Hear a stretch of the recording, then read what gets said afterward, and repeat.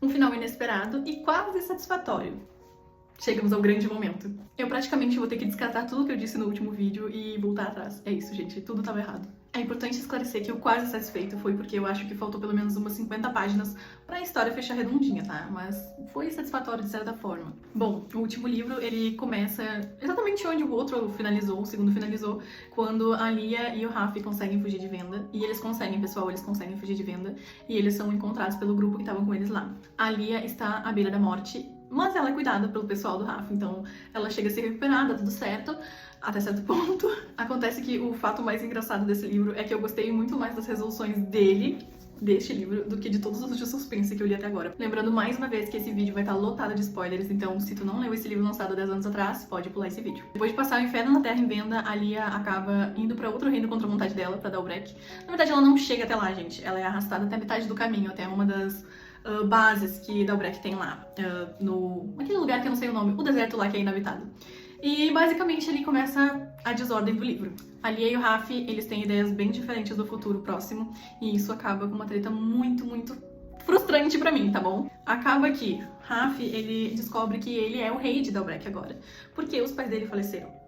E a Lia, ela quer desesperadamente ir até Morgan pra avisar o reino dela que o Comisar tá indo até lá. Só que assim, até metade do livro, a gente não sabe se o Comisar está vivo ou morto. Por quê? Porque ela esfaqueou ele. Só que ela tem aquela coisa, o dom dela fica dizendo que não acabou ainda, não acabou ainda, e a gente acaba descobrindo que na verdade ele não morreu. E aí a gente esquece a minha teoria de que o Malik seria o Comisar, tá? Esquece. O Malik, ele perdeu 100% da importância dele nesse último livro. Fugindo até essa base de Dalbrek, ela consegue encontrar o Karen e o Gris, que no início do livro a gente acha que eles estão indo matar ela, mas na verdade eles se juntam a ela. O Gris, ele continua fortemente preso à imagem de que ela é o novo Comisar, mas enfim, ele é muito louco.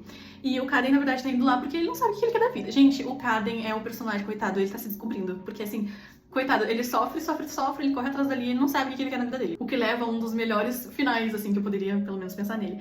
Que ele acaba ficando com a Pauline. Então ele realmente, ele tem o dom, gente. Ele viu ele lindo em Venda com um bebê loiro no colinho dele, que é o Rhys, que é o filho da Pauline com o Mikael. E, gente, o Mikael, ele só aparece pra fazer desgraça. Então vamos esquecer esse personagem, tá? Ele é horrível, horroroso. O desenrolar desse livro, ele é muito emocionante, porque a gente começa... Eu fiquei com a sensação de que até mais ou menos 80% do livro tava no início. Eu fiquei pensando, meu Deus do céu, gente, tem poucas páginas pra finalizar esse livro. E não tá resolvendo nada, e eu tô muito apavorada. Nesse livro a gente tem a Pauline tendo um parto muito caótico só com o Kaden pra poder tirar a criança. A gente tem a Lia se vestindo de realeza pra ficar pulando nos muros da cidade de Morgan, tentando fazer as pessoas abrirem os olhos.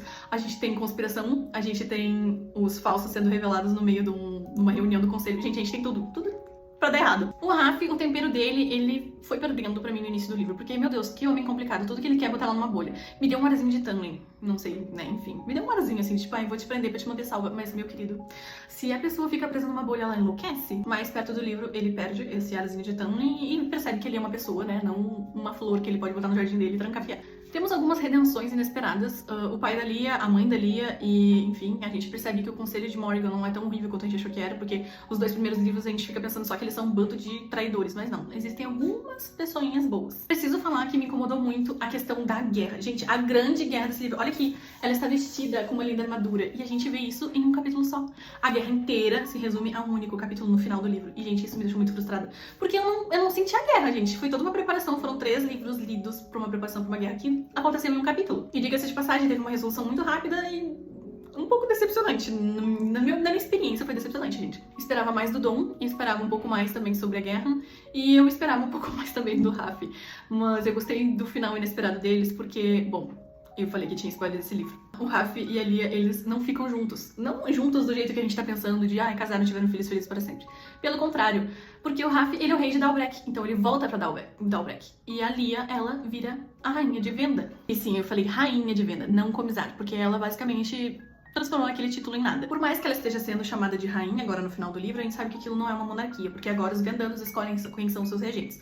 E no caso não tinha outra pessoa senão a Lia. Eu, sinceramente, na minha opinião, né, própria, eu acho que o Kaden deveria ser o rei deles. Nesse terceiro livro, a autora finalmente desfaz a ideia de triângulo amoroso que tava passando vergonha nos últimos 2 livros. Ela finalmente dá um par romântico pro Kaden, que é a Pauline, olha só a Pauline. E dá super certo, assim. Claro, eu tenho as minhas ressalvas. Eu acho que foi muito rápido. Eu acho que podia ter desenvolvido um pouco mais. Porque no primeiro livro tem um pouco de interação deles.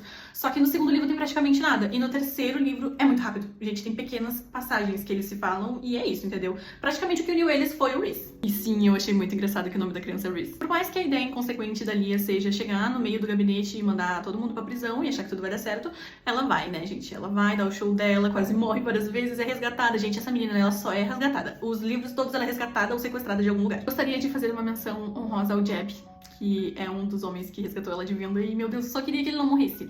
E ele morreu. Ele morreu na guerra. A Aster morreu esfaqueada pelo comissário. Gente, isso é muito triste, porque eram uns personagens muito bons.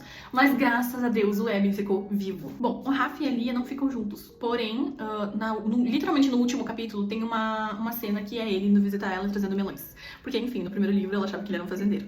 E aí ele fala que daria tudo certo, enfim, que eles dariam um jeito de dar certo, cada um no seu reino. Eu não sei como isso vai funcionar, e eu acho que a autora também não sabe, porque ela botou isso literalmente na última página. Ou seja, não tem mais nada. É isso, a gente vai ficar com uma cabeça que eles vão fazer dar certo. Como eu não sei, eles vão passar uma semana num reino, uma semana no outro, ou vão fazer que nem Príncipe Cativo, que eles literalmente têm um castelo no meio dos reinos pra... Enfim, gente, é isso. Eu não gostei do plot do pai do Caden, porque foi muito, também, curto. Eu acho que tem muitas coisas que foram resolvidas muito rápido. Por exemplo, a guerra, que foi um capítulo só. Ficou muito tempo falando-se disso, mas nada aconteceu de fato. Porque, enfim, a Lia, ela resolve a guerra inteira gritando de cima de um penhasco. Gente, é isso. Ela sobe no penhasco, grita umas palavras bonitas, as pessoas soltam as armas e só faltou virar um episódio de High School Musical, a série. Juro por Deus. O comissário, ele morre, de novo, mas dessa vez definitivamente da forma mais ridícula do mundo. Eles não conseguem dar uma morte digna pra esse homem. Ele cai de cima do penhasco e morre com a Calanta. Coitada da Calanta, ela também apareceu só no segundo livro. E a menção honrosa a este livro foi que ela morreu matando ele. E a Lia também quase falece neste mesmo momento, mas o Rafa salva ela. Eu achei que esse livro ele teve muito mais de política do que qualquer outra coisa. Então teve muita política, traições. Foi um livro mais rápido de ler, porque ele, como ele tinha muito suspense, eu ficava muito curiosa, então eu praticamente comi ele em 3 dias. E o segundo, nossa, foi tão arrastado pra eu ler. Eu não consigo entender muito bem qual a relação da Lia com Venda. Eu acho que talvez eu não tenha feito a conexão correta durante a leitura. Porque Venda, beleza, tinham inocentes lá, tinham pessoas, enfim, que foram injustiçadas por causa de um tratado muito horroroso. Mas eu não consigo entender por que ela se apegou tanto à Venda, que ela chegou a ser rainha. Eu entendo querer salvar as pessoas. Talvez colocar o Caden, por exemplo, como rei deles, pra fazer todo esse trabalho de reconstituir, enfim. E aí ela poderia viver feliz para sempre da Breck. Ou talvez ela queria ter essa responsabilidade em cima dos próprios ombros. Mas eu não consegui entender, assim, o porquê. E sobre essa questão da canção de Venda, eu também... A canção de Venda com a Morrigan, enfim... pra mim, assim, eu não... Cara, eu não entendi. Eu acho que eu não entendi, a verdade é essa. Pra mim, se tivesse ou não essa parte da canção de Venda, dela descobrindo, traduzindo, falando com as pessoas... Sobre isso, pra mim, eu acho que totalmente descartável no livro. Se tu tirasse e colocasse ela falando, sei lá, outros discursos falando a verdade, alguma coisa assim, um manuscrito, por exemplo, falando a verdade sobre os tratados, pra mim teria o mesmo efeito. Mas, enfim, eu não consegui entender a mitologia também dos deuses, o que significa pras pessoas, pra mim ficou bem confuso. Porque eu acho que trabalhou muito a questão da traição e confiança, mas essa parte mais mística ficou um pouco de lado. E tudo bem, assim, porque eu gostei muito da relação, né, de como trabalhar na relação dos personagens. Eu gostei bastante, consegui me conectar muito bem com alguns deles, mas só essas pontinhas soltas aí que ficou um pouquinho... largado, assim, pra mim. Sobre a questão da morte dos pais do Rafa, pra mim também foi um pouco... eu achei que eles iam pelo menos citar, assim, do que eles morreram. Porque, assim, o rei de Morrigan tava morrendo por causa do pozinho da Tanis, que é aquela plantinha que se tu consumir sementes douradas, tu morre. Só que os pais do Rafa não falam... Eu, pelo menos, não me lembro deles falando do que eles morreram. Porque não foi uma gripezinha, né, gente? Eles faleceram um depois do outro, assim, bem rapidinho.